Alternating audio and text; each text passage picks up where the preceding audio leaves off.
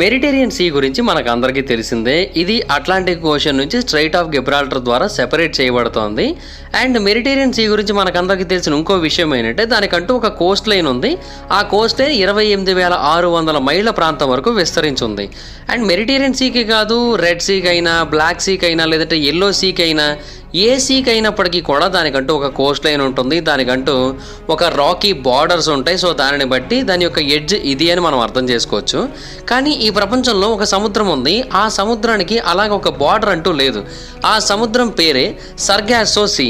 ఈ సర్గాసో సీ మిగతా సముద్రాలలాగా ఏదో ఒక ఒడ్డు దగ్గర నుంచి స్టార్ట్ అయ్యి కొంత దూరం వరకు వెళ్ళి ఆగిపోవడం కాదు. ఇది స్టార్ట్ అవ్వడం సముద్రంలోనే స్టార్ట్ అవుతుంది, ఎండ్ అవ్వడం కూడా సముద్రంలోనే ఎండ్ అయిపోతుంది.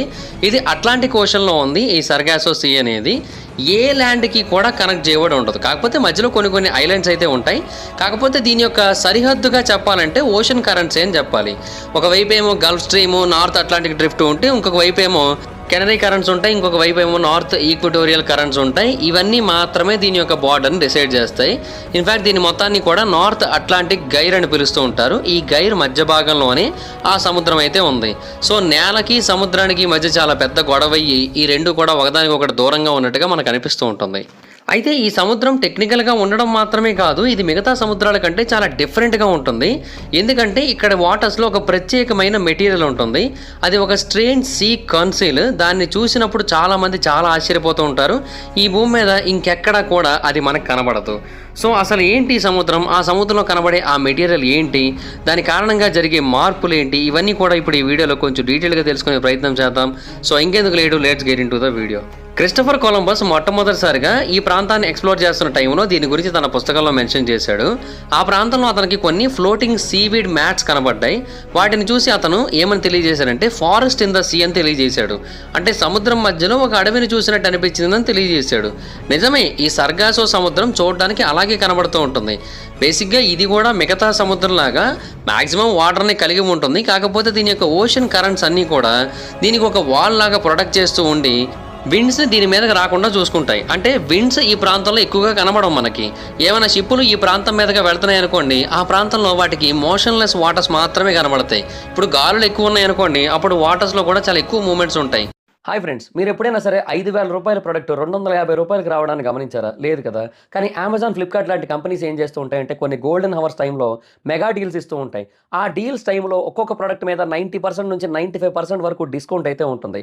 అయితే ఈ డీల్స్ కోసం మీరు కాన్స్టెంట్గా ఆ యాప్స్ చెక్ చేస్తూ ఉండలేదు కదా.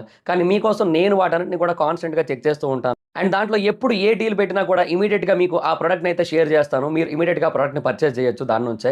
అండ్ అంతేకాదు కొన్ని ఎక్స్ట్రాడినరీ ప్రొడక్ట్స్ ఉంటాయి, వాటిని మీరు బయట ఎక్కడ కూడా చూడరు. వాటి గురించి కూడా నేను మీకు షేర్ చేస్తాను. మీరు సింపుల్గా చేయాల్సింది ఒకటే, కింద డిస్క్రిప్షన్లో మన టెలిగ్రామ్ ఛానల్ లింక్, మన వాట్సాప్ ఛానల్ లింక్, మన ఇన్స్టా బ్రాడ్కాస్ట్ ఛానల్ లింక్ ఉంటాయి. వీటిలో మీరు ఏ యాప్ ఎక్కువగా వాడతారో ఆ యాప్కి సంబంధించిన లింక్ మీద క్లిక్ చేసి ఆ యాప్లో ఉన్న మన ఛానల్ని ఫాలో అవ్వండి. దాంట్లో రెగ్యులర్గా చాలా ప్రొడక్ట్స్ అయితే మీకు అప్డేట్ అవుతూ ఉంటాయి. అండ్ ఆ ప్రొడక్ట్స్లో మీకు ఏది నచ్చినట్టయితే దాన్ని మీరు కొనుగోలు చేయొచ్చు వెంటనే. సో డిస్క్రిప్షన్లో లింక్స్ ఉన్నాయి, వెంటనే ఫాలో అవ్వండి. కానీ ఇక్కడ అలా ఉండదు. ఫ్రెంచ్ మెర్చెంట్ షిప్ అయిన రోజాలి అనే ఒక షిప్ ఈ ప్రాంతానికి వచ్చిన తర్వాతే 1840వ సంవత్సరంలో కనిపించకుండా మాయమైపోయింది. ఆ మూవ్మెంట్ లేని వాటర్స్ కారణంగానే ఇలా జరిగి ఉండొచ్చు అని కూడా కొంతమంది తెలియజేస్తూ వచ్చారు. అయితే కొన్నాళ్ళ తర్వాత ఆ షిప్ కనబడింది. బట్ ఆ షిప్లో ఏ ఒక్క పర్సన్ లేరు. ఆ షిప్ పూర్తిగా వెలివేయబడింది. ఆ షిప్ యొక్క తెరచాపలు కట్టేసే ఉన్నాయి. లోపల ఉన్న కార్గో ముట్టుకోకుండా అలాగే ఉంది. క్రూజ్ యొక్క పర్సనల్ బిలాంగింగ్స్ కూడా ఎగ్జాక్ట్గా ఎక్కడ అక్కడే ఉన్నాయి. ఎలాంటి గొడవ జరిగినట్టుగా కానీ లేదంటే ఏదైనా దుర్ఘటన జరిగినట్టుగా కానీ ఏమీ కనబడలేదు. కానీ ఆ షిప్లో ఉండాల్సిన క్రూ మెంబర్స్ అందరూ కూడా మాయమైపోయారు. వాళ్ళకి ఏమైంది అనే దానికి ఇప్పటికీ కూడా మన దగ్గర ఎగ్జాక్ట్గా సమాధానం అయితే లేదు. అండ్ ఇంకొక ఆశ్చర్యకరమైన విషయం ఏంటంటే ఈ సర్గాసో సముద్రం ఎగ్జాక్ట్గా ఎంత పెద్దదనేది ఎవరికీ తెలియదు. ఎందుకంటే దీని బార్డర్స్ ఎప్పటికప్పుడు మారుతూ ఉంటాయి. ఓషన్ కరెంట్స్ని బట్టి దీని బార్డర్స్ మారిపోతూ ఉంటాయి.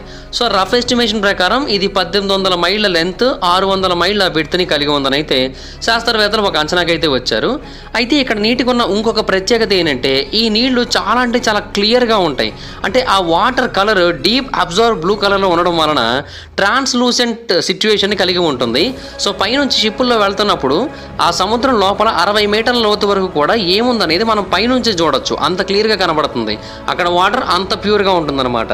అయితే ఇన్ని ఉన్నప్పటికీ కూడా ఈ ప్రాంతంలో ఉన్న ఒక మిస్టీరియస్ సిచ్యువేషన్ ఏంటంటే దీని సర్ఫేస్ మీద కనబడే సర్గాసం సీవీడ్. ఈ సర్గాసం సీవీడే చాలామంది ఎక్స్ప్లోరర్స్ని, సైంటిస్టులని, సెయిలర్స్ని వీళ్ళందరినీ కూడా ఎన్నో ఏళ్లుగా ఆశ్చర్యపరుస్తూ వస్తుంది. సర్గాసం అనేది ఒక బ్రౌన్ మైక్రో ఆల్గే. దీంట్లో చిన్న చిన్న గ్యాస్ ఫిల్డ్ శాక్స్ ఉంటాయి. వాటిని న్యూమాటోకిస్ట్ అని పిలుస్తూ ఉంటారు. అండ్ ఇవన్నీ కూడా ఎయిర్ ఫీల్డ్ పాకెట్స్ అయి ఉండడం వలన మిగతా వాటిలాగా నీటి లోపల ఉండకుండా ఇవి సర్ఫేస్ మీద తేలుతూ ఉంటాయి. అలా తేలుతూ ఉండడం వలన ఇవి నీటి మీద చాలాసార్లు చాలా ఇబ్బందులను కలగజేస్తూ ఉంటాయి. అంటే సముద్రం మొత్తం ఇవి నిండిపోతూ ఉంటాయి కొన్ని ప్రాంతాలు అయితే. అండ్ ఆ ప్రాంతాలకు షిప్పులు వెళ్తున్నట్టయితే వీటి కారణంగా అవి డ్యామేజ్ అయ్యే అవకాశాలు ఉంటాయి. కొన్నిసార్లు రూట్స్ అర్థం కాక కన్ఫ్యూజ్ అయ్యే అవకాశాలు కూడా ఉంటాయి. అండ్ ఇన్ఫ్యాక్ట్ ఇది చాలా పెద్ద మొత్తంలో కార్బన్ డైఆక్సైడ్ని తన లోపల రిసీవ్ చేసుకొని స్టోర్ చేసి ఉంచుతుంది. సో ఇవి ఎక్కువగా ఉండడం వలన గ్లోబల్ వార్మింగ్ కూడా మెల్లిమెల్లిగా కంట్రోల్ అవుతూ ఉంటుంది ఆ ఏరియాలో. అండ్ ఇన్ఫ్యాక్ట్ ఈ ప్రాంతంలో మనకి 2 మెయిన్ స్పీసెస్ కనబడతాయి.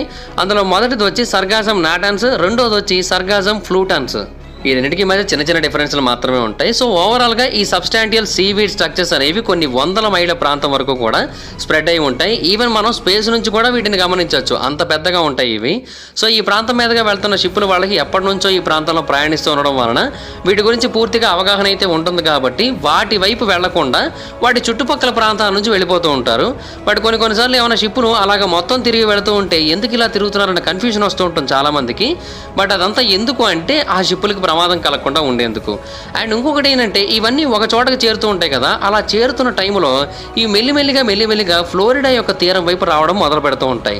సో ఒకవేళ ఫ్లోరిడా బీచెస్కి గనక ఇది పెద్ద సంఖ్యలో వచ్చి డీకంపోజ్ అయిపోయినట్టయితే నేలని తాకిన తర్వాత ఇది హైడ్రోజన్ సల్ఫైడ్ బయటికి రిలీజ్ చేస్తుంది. అంటే కుళ్ళిపోయిన గుడ్ల వాసన వస్తుంది ఆ టైంలో. సో ఇది టూరిజం మీద చాలా నెగిటివ్ ఇంపాక్ట్ అయితే చూపిస్తుంది. కాబట్టి అలా జరగకూడదని అందరూ కోరుకుంటారు. ఎందుకంటే ఫ్లోరిడాలో బీచెస్కి చాలా పేరుంది. అండ్ చాలా మంది రిటైర్మెంట్ అయిన తర్వాత ఫ్లోరిడాకి వెళ్ళి సెటిల్ అవుతారు. ఎందుకంటే అక్కడ అంత బాగుంటుంది కాబట్టి. సో ఆ ప్రాంతంలో కుళ్ళిపోయిన గుడ్ల వాసన వస్తుందంటే ఎవరు మాత్రం ఉండడానికి ఇష్టపడతారు. సో అందుకనే వీటిని ఎప్పటికప్పుడు డైవర్ట్ చేస్తూ ఉంటారు. కొన్ని షిప్పుల్ని వాటికి ఎదురుగా పంపించి ఆ షిప్పుల ద్వారా ఆ మెటీరియల్ మొత్తాన్ని కూడా సెపరేట్ చేసి దాన్ని మళ్ళీ నీటి లోపల కలిసిపోయేటట్టు చేస్తూ ఉంటారు. అయితే ఈ సర్గాసం ఎప్పుడు కూడా చాలా ఆశ్చర్యపరుస్తూ వస్తుంటుంది మెరైనర్స్ని కానీ, సెయిలర్స్ని కానీ. అంటే ఎంతలాగా వాటిని డైవర్ట్ చేసి నీటి లోపల పడేసినప్పటికీ కూడా అది మళ్ళీ ఎప్పటికప్పుడు పుట్టుకొస్తూనే ఉంటుంది. అండ్ మనకు తెలియని ఇంకొక విషయం ఏంటంటే బెర్ముడా ట్రయాంగిల్ గురించి మనకు అందరికీ తెలిసిందే కదా. ఈ ప్రాంతంలో చాలా షిప్పులు మునిగిపోయాయి. ఈ ప్రపంచంలోని మోస్ట్ మిస్టీరియస్ సీ ఏరియాస్లో ఇది టాప్ ప్లేస్లో ఉంటుంది. ఈ బెర్ముడా ట్రయాంగిల్లోని కొంత ప్రాంతం కూడా ఈ సర్గాసో సీలో ఉంది. అందువలన ఈ సర్గాసో సీలో కూడా చాలా వరకు షిప్పులు మునిగిపోయినట్టే. అయితే ఈ సముద్రం గురించి చాలామంది నమ్మే ఒక పాయింట్ ఏంటి అంటే 1550 బిఫోర్ ద కామన్ ఎరా టైంలోనే ఈ సర్గాసో సీ ప్రాంతానికి ఫినీషియన్స్ రాకపోకలు నిర్వహించేవారని అయితే చాలామంది నమ్ముతూ ఉంటారు. ఇన్ఫ్యాక్ట్ కొలంబస్ అమెరికాని ఈ ప్రాంతాన్ని కనుగొనడానికి ఎన్నో వందల వేల సంవత్సరాల ముందే ఫినీషియన్స్ ఈ ప్రాంతాన్ని కనుగొన్నారని, వాళ్ళ దగ్గర ఉన్న అడ్వాన్స్ నేవిగేషనల్ స్కిల్స్ని, మేరీటైమ్ పవర్స్ని ఉపయోగించి వాళ్ళు ఈ సముద్రాన్ని కనుగొన్నారని తెలియజేశారు. ఇన్ఫ్యాక్ట్ రీసెంట్గా ఫినీషియన్ ఆర్టిఫాక్ట్స్ కొన్ని దొరికాయి. అంటే పాటరీ, షార్ట్స్, షిప్రెక్స్ ఇవన్నీ కూడా దొరికాయి. ఇవన్నీ కూడా ఎక్కడ దొరికాయి? సర్గాసో సీ దగ్గరే దొరికాయి. సో ఫినీషియన్స్ ఈ ప్రాంతానికి ఎప్పటి నుంచో రాకపోకలు నిర్వహిస్తూ ఉండేవారనడానికి ఇది ఒక బెస్ట్ ఎగ్జాంపుల్ అని చాలామంది తెలియజేశారు. అయితే కొంతమంది చెప్పేది ఏంటంటే వాళ్ళ హోమ్ల్యాండ్ నుంచి కొన్ని వేల మైళ్ళ దూరంలో ఉన్న ఈ సర్గాసో సీ వరకు వాళ్ళు వచ్చి ఏం పట్టుకెళ్ళేవారని క్వశ్చన్ చేస్తుంటారు. దానికి చాలామంది చెప్పేది ఏంటంటే ఇక్కడ చేపలు చాలా విరివిగా దొరికేవి అప్పట్లో. అండ్ ఇక్కడ ఎంతో విలువైన సర్గాసం సీవీడ్ కూడా దొరుకుతోంది. అంతేకాదు ఎన్నో వాల్యుబుల్ రీసోర్సెస్ కూడా ఈ ప్రాంతంలో ఉన్నాయి. ఆ సీవీడ్ ఒక్కటి సరిపోతుంది. దాన్ని మనం మెడిసిన్గా వాడచ్చు, కలర్స్లో వాడుకోవచ్చు, కొన్ని ప్రీషియస్ మెటల్స్ని తయారు చేయడానికి కూడా వాడుకోవచ్చు. లైక్ బంగారాన్ని తయారు చేసేటప్పుడు కూడా దీన్ని వాడచ్చు. ఇవన్నీ కూడా తెలియజేశారు. అయితే ఇక్కడ ఒక క్వశ్చన్ వస్తుంది. ఇప్పుడు పురాతన కాలం నాటి ఫినీషియన్ సివిలైజేషన్ వాళ్ళు ఉంటున్న ప్రాంతం నుంచి కొన్ని వేల మైళ్ళ దూరంలో ఉన్న ఈ ప్రాంతం వరకు కూడా వాళ్ళు రాగలిగినట్టయితే దానికి కొంచెం దూరంలో ఉన్న అమెరికా ల్యాండ్ని ఎందుకని వాళ్ళు ఎంటర్ అవ్వలేరు? ఖచ్చితంగా అయ్యే ఉంటారు కదా. సో వైకింగ్ ఎక్స్ప్లోరర్ అయిన లీఫ్ ఎరిక్సన్ అమెరికా మీదకి ఎంటర్ అవ్వడానికి 2500 సంవత్సరాల కంటే ముందే ఈ ఫినీషియన్స్ అమెరికా మీద కాలు పెట్టి ఉండొచ్చు అని అయితే శాస్త్రవేత్తలు తెలియజేస్తున్నారు. ఇది వినడానికి చాలా డిఫరెంట్గా అనిపిస్తూ ఉండొచ్చు, బట్ ఇది వాస్తవం అని చాలామంది నమ్ముతూ ఉంటారు. అండ్ 1872లో ఇంకొక క్రేజీ థియరీ వచ్చింది. బ్రెజిల్లో ఒక ఫినీషియన్ రైటింగ్తో కూడుకున్న ఒక ట్యాబ్లెట్ బయటపడింది. ఆ ట్యాబ్లెట్ చాలా రకాల డిబేట్స్కి దారితీసింది. దాని మీద ఫినీషియన్ లాంగ్వేజ్లోనే రాయబడి ఉంది. ఒక ఫినీషియన్ కెరేబియన్ షిప్ దాని యొక్క ఫ్లీట్ నుంచి వేరుపడి ఒక పెద్ద స్ట్రామ్ కారణంగా అది సర్గాసో సీ నుంచి కిందకి వచ్చేసి బ్రెజిల్ని చేరుకుందని తెలియజేశారు. సో అప్పట్లోనే వాళ్ళు బ్రెజిల్ని చేరుకున్నారు అండ్ సౌత్ అమెరికా మీద కాలు పెట్టారని అయితే దీని ద్వారా మనకు తెలియజేస్తున్నారు. బట్ ఇది ఎంతవరకు వాస్తవం అని కొంతమంది కొన్ని క్వశ్చన్స్ చేస్తున్నారు. అండ్ ఈ సర్గాసో సీ దగ్గర మనకి చాలా రకాల నాయిస్లు వినిపిస్తూ ఉంటాయి. మీరు ఆ ప్రాంతానికి వెళ్తే ఇప్పటికీ కూడా ఆ నాయిస్ వినిపిస్తూ ఉంటుంది. మొదట ఏమనుకున్నారంటే 2 వేల్స్ కలిసి ఒకటేసారి ఈ సౌండ్ చేస్తూ ఉండడం వలన ఈ సౌండ్ వస్తూ ఉండొచ్చని అభిప్రాయపడ్డారు. కొంతమంది ఏమో సముద్రంలో ఉన్న వేరే ఏదైనా జీవి కారణంగా ఇలాగ వస్తూ ఉండొచ్చని అభిప్రాయపడ్డారు. బట్ ఆ తర్వాత చేసిన రీసెర్చ్లో కన్ఫర్మ్ అయిన విషయం ఏంటంటే ఆ ప్రాంతంలో స్నాపింగ్ ష్రింప్ అని ఒక ష్రింప్ ఉంది.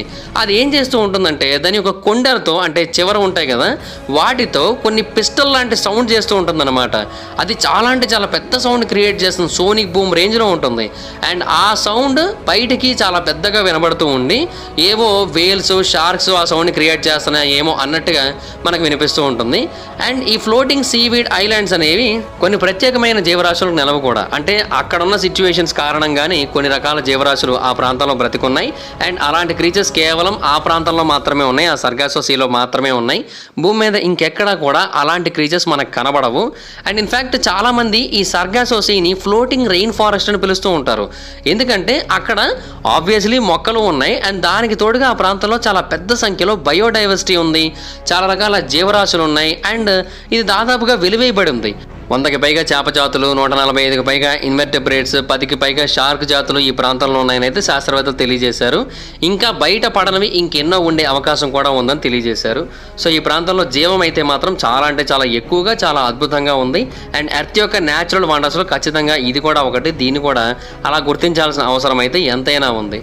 అండ్ కరేబియన్ ఐలాండ్స్కి చెందిన చిన్న చిన్న టార్టాయిజులు కూడా మెల్లిమెల్లిగా ఈ సర్గాసో సీకే చేరుకొని ఇక్కడే పెరిగి పెద్దవుతాయని కూడా శాస్త్రవేత్తలు చేసిన ఒక స్టడీలో తెలిసింది. అలాగే అట్లాంటిక్ వైట్ మార్లిన్స్ కూడా ప్రెగ్నెంట్స్గా ఉన్నప్పుడు ఈ ప్రాంతానికి వచ్చి వాటి యొక్క ఎగ్స్ని వదిలేసి పెడతాయి. ఎందుకంటే ఇక్కడైతేనే వాటి పిల్లలకి ఎలాంటి ప్రాబ్లం లేకుండా పెరుగుతాయి. ఎందుకంటే ఇక్కడ విండ్ ఎక్కువ ఉండదు కదా, సో అలలు చాలా వేగంగా వెళ్ళే అవకాశం లేదు. సో ఎగ్స్ స్ప్రెడ్ అయిపోవడం, ఒకదాన్ని ఒకటి కొట్టుకొని పగిలిపోవడం ఇలాంటివి జరిగే అవకాశాలు అయితే లేవు. అండ్ ఈ ప్రాంతానికి చెందిన ఒక పర్టికులర్ చేప ఉంది. ఆ చేప పేరు హిస్ట్రియో. యాక్చువల్గా దీన్ని సర్గాజం ఫిష్ అని పిలుస్తూ ఉంటారు. ఈ సర్గాజం ఫిష్ కేవలం ఇక్కడ మాత్రమే కనబడుతూ ఉంటుంది, ఈ ప్రపంచంలో ఇంకెక్కడా కనబడదు. బేసిక్గా ఇది చూడడానికి చాలా భయంకరంగా ఏదో కురుపులతో కూడుకున్న జీవిలా కనబడుతూ ఉంటుంది. బట్ నిజానికి ఏంటంటే దాని యొక్క ఆకారమే అంత. కాకపోతే ఇప్పుడు ఈ జీవులన్నిటికీ కూడా చాలా ప్రాబ్లమ్స్ అయితే వస్తున్నాయి. అంటే ఈ జీవులు మెల్లిమెల్లిగా అంతరించిపోతున్నాయి. ఈ సర్గాసో సీని ఎవరు కూడా పూర్తిగా పట్టించుకోవట్లేదు. అండ్ దాని కారణంగా ప్రపంచవ్యాప్తంగా ఉన్న ఎన్నో రకాల పొల్యూషన్స్ మెల్లిమెల్లిగా ఈ ప్రాంతానికే చేరుతూ ఉన్నాయి. బేసిక్గా మనకందరికీ తెలిసిందే పసిఫిక్ మహాసముద్రంలో కానీ అట్లాంటిక్ మహాసముద్రంలో కానీ కొన్ని భారీ సంఖ్యలో చెత్తతో కూడుకున్న ఏరియాస్ ఉంటాయి. గ్రేట్ పసిఫిక్ గ్యార్బేజ్ ప్యాచ్ అని, అట్లాంటిక్ గ్యార్బేజ్ ప్యాచ్ అని ఇలాంటివన్నీ కూడా ఉంటాయి. ఈ అట్లాంటిక్ గ్యార్బేజ్ ప్యాచ్లో ఉన్న చెత్త అంతా కూడా మెల్లిమెల్లిగా ఈ సర్గాసో సీ దగ్గరికి చేరుకుంటోంది. అంటే ఈ సర్గాసో సీ చుట్టుపక్కల ప్రాంతాలలోనే ఆ ప్యాచ్ ఉంది. బేసిక్గా ఇలాంటి ఒక ప్యాచ్ని ఎప్పుడు రికగ్నైజ్ చేస్తారంటే ఆ చుట్టుపక్కల దేశాల్లో ఉన్న చెత్త అంతా కూడా మెల్లిగా ఒక చోటకు చేరుతుంది. పసిఫిక్ మహాసముద్రంలో ఉన్న ప్యాచ్ అయితే మాత్రం ఎంత పెద్దదంటే చాలా పెద్దది. దాంట్లో మొత్తం చెత్తే ఉంటుంది. ఆ ప్రాంతంలో జీవరాశులు ఏమాత్రం బ్రతకడానికి అవకాశం లేదు. ఎందుకంటే అక్కడ అంత పొల్యూట్ అయిపోయి ఉంటుంది. అక్కడ అన్ని మైక్రో ప్లాస్టిక్సే ఉంటాయి. వాటిని తిని చాలా రకాల జీవులు చనిపోతూ ఉంటాయి. సో ఇలాంటి ప్రాబ్లమ్స్ ఎన్నో ఉన్నాయి. అయితే ఈ అట్లాంటిక్ ప్యాచ్ కూడా ఇప్పుడు మెల్లిమెల్లిగా దీనివైపు మూవ్ అవుతోంది. సో దాని నుంచి కాపాడాల్సిన అవసరం ఎంతైనా ఉంది. అయితే ఆ సముద్రాన్ని ఏ దేశం వాళ్ళ సముద్రంగా డిక్లేర్ చేసుకోలేదు. ఇప్పుడు ఇండియన్ ఓషన్ అంటే అది మన ఓషన్ కిందకు వస్తుంది and Arabian Sea, Bay of Bengal మన కిందకు వస్తాయి. అండ్ అంతేకాకుండా పసిఫిక్ ఓషన్ వేరే దేశాలకు ఉంటుంది, అట్లాంటిక్ ఓషన్ వేరే దేశాలకు ఉంటుంది. ఇలాగ ఒక్కొక్క ఓషన్ కానీ సీ కానీ వేరు వేరు దేశాలకైతే విస్తరించి ఉంటుందో ఆయా దేశాలు వాటి మీద క్లెయిమ్స్ని యాక్సెప్ట్ చేస్తాయి. కానీ దీన్ని ఎవరు కూడా క్లెయిమ్ చేసుకోలేదు. అందువలన దాన్ని కాపాడడానికి ఎవరు ముందుకు రావట్లేదు. అందుకని 2014 సంవత్సరంలో the Hamilton Declaration for the conservation of Sargasso Sea అని ఒక సంస్థను స్టార్ట్ చేశారు. అండ్ దాని మీద చాలా దేశాలు సైన్ చేశాయి, చాలా ఆర్గనైజేషన్ కూడా సైన్ చేశాయి. అవన్నీ కూడా ముందుకొచ్చి దాన్ని అందరం కలిసి కాపాడుకుందామని తెలియజేశారు. కాకపోతే పేపర్ మీద అయితే చాలా గొప్పగా చెప్పారు కానీ దాని మీద పూర్తి స్థాయిలో ఎవరు కూడా ఫోకస్ చేయట్లేదు. అండ్ ఎర్త్ యొక్క న్యాచురల్ లీగసీలో అత్యంత ముఖ్యమైన భాగం ఇది. Biodiversity, ecological importance, cultural worth ఇవన్నీ కూడా ఈ సర్గాసో సీ చుట్టూ చాలా అంటే చాలా ఎక్కువగా ఉన్నాయి. మనుషుల యొక్క భవిష్యత్తుకి ఇది ఎంతగానో ఉపయోగపడే ప్రాంతం ఇది. బట్ ఇప్పుడైతే మాత్రం చాలా అంటే చాలా దారుణమైన పరిస్థితులను ఫేస్ ఫేస్ చేసే సిచ్యువేషన్లో అయితే ఉంది. ఆ గ్యార్బేజ్ ప్యాచ్ కనుక ఒకవేళ పొరపాటున దీని వైపు వచ్చింది అంటే ఇంకేమీ లేదు, మొత్తం ఈ సీ అంతా కూడా పొల్యూట్ అయిపోతుంది, ఈ ప్రాంతంలో ఉన్న జీవరాశులు అన్నీ కూడా నాశనం అయిపోతాయి. ఇంకా అప్పుడు ఎలా ఉంటుందంటే ఒక డంప్ యార్డ్ ఆ ప్రాంతానికి వచ్చి చేరినట్టు ఉంటుంది. అప్పుడు సర్గాజం సీ వీడ్ కూడా ఏమాత్రం సర్వైవ్ కాదు, అది ఇది కలిసిపోతుంది. సో అది కూడా డంప్గా మారిపోతుంది, దాన్ని కూడా ఇంకా ఎవరు వాడుకోవడానికి కూడా ఉండదు. అంతటి మెడిసినల్ బెనిఫిట్స్ ఉన్నదాన్ని కూడా మనం ఏమాత్రం వాడలేము. సో ఈ డిజాస్టర్ జరిగే లోపే దాన్ని కాపాడుకోవాల్సిన బాధ్యత ఎంతైనా సరే మన మీద ఉంది. బట్ ఏ దేశం ముందుకు వస్తుందో దీన్ని కాపాడడానికి చూడాల్సి ఉంటుంది. మరి బేసిక్గా అక్కడ కనుక ఆ గ్యార్బేజ్ ప్యాచ్ చేరుకున్నట్టయితే చాలా రకాల జీవరాశుల యొక్క ఫుడ్ చైన్ మీద నెగిటివ్ ఇంపాక్ట్ పడుతుంది. సో ఆటోమేటిక్గా ఆ ఏరియాలో ఉన్న జీవరాశులు పూర్తి స్థాయిలో అంతరించిపోతాయి. ప్రస్తుతానికైతే కొన్ని సంస్థలు ఆ ప్రాంతాన్ని రెగ్యులర్గా క్లీన్ చేస్తున్నాయి. ద ఓషన్ క్లీనప్ అని, 5 గైడ్స్ అని, వీళ్ళంతా కలిసి ఎప్పటికప్పుడు క్లీన్ చేస్తున్నారు. బట్ అది సరిపోవట్లేదు. ఎంత క్లీన్ చేసినప్పటికీ కూడా ప్లాస్టిక్ వేస్ట్ సముద్రాల నుంచి వస్తూనే ఉంది. ఫ్యూచర్లో మనం ఇంకొంచెం బెటర్ టెక్నాలజీని ఉపయోగించుకొని ఇంకా ఎక్కువగా ఇంకా ఫాస్ట్గా ఆ చెత్త మొత్తాన్ని కూడా బయటికి తీయాలి. సముద్రాలను ఎంత క్లీన్గా వేయలేదో అంత క్లీన్గా ఉంచుకోవాలి. అప్పుడు మనకి భవిష్యత్తు అనేది బాగుంటుంది. అదైతే మాత్రం చాలా క్లియర్గా అందరూ అర్థం చేసుకోవాల్సిన విషయం. So that's it guys, thanks for watching the video కనుక మీకు నచ్చినట్టయితే లైక్ చేయండి, వీడియో షేర్ చేయండి. మూడో కారణం మన ఛానల్ సబ్స్క్రైబ్ చేసుకోకపోతే ఇప్పుడే సబ్స్క్రైబ్ చేసుకోండి, పక్కన బెల్ ఐకాన్ ఆల్లో పెట్టుకోండి. నా ఫాదర్స్ మిస్ అకౌంట్ చూడొచ్చు, చాలా మంది చూస్తున్నారు కానీ సబ్స్క్రైబ్ చేసుకోవట్లేదు. So please try to subscribe and click the bell icon also. నా ఇన్స్టాగ్రామ్ ఐడి జబర్దస్త్ మైజర్, అక్కడ కూడా వచ్చినట్టు ఫాలో అవ్వచ్చు. Thank you so much guys, బాబా. Meet next video, bye. Hi friends, మీరు ఎప్పుడైనా సరే 5,000 రూపాయల ప్రొడక్ట్ 250 రూపాయలకి రావడానికి గమనించారా? లేదు కదా. కానీ అమెజాన్, ఫ్లిప్కార్ట్ లాంటి కంపెనీస్ ఏం చేస్తూ ఉంటాయంటే కొన్ని గోల్డెన్ హవర్స్ టైంలో మెగా డీల్స్ ఇస్తూ ఉంటాయి. ఆ డీల్స్ టైంలో ఒక్కొక్క ప్రొడక్ట్ మీద 90% నుంచి 95% వరకు డిస్కౌంట్ అయితే ఉంటుంది. అయితే ఈ డీల్స్ కోసం మీరు కాన్స్టెంట్గా ఆ యాప్స్ చెక్ చేస్తూ ఉండలేరు కదా. కానీ మీకోసం నేను వాటన్నిటిని కూడా కాన్స్టెంట్గా చెక్ చేస్తూ ఉంటాను. అండ్ దాంట్లో ఎప్పుడు ఏ డీల్ పెట్టినా కూడా ఇమీడియట్గా మీకు ఆ ప్రొడక్ట్ని అయితే షేర్ చేస్తాను. మీరు ఇమీడియట్గా ప్రొడక్ట్ని పర్చేస్ చేయొచ్చు దాని నుంచే. అండ్ అంతేకాదు కొన్ని ఎక్స్ట్రాడినరీ ప్రొడక్ట్స్ ఉంటాయి, వాటిని మీరు బయట ఎక్కడ కూడా చూడరు. వాటి గురించి కూడా నేను మీకు షేర్ చేస్తాను. మీరు సింపుల్గా చేయాల్సింది ఒకటే, కింద డిస్క్రిప్షన్లో మన టెలిగ్రామ్ ఛానల్ లింక్, మన వాట్సాప్ ఛానల్ లింక్, మన ఇన్స్టా బ్రాడ్కాస్ట్ ఛానల్ లింక్ ఉంటాయి.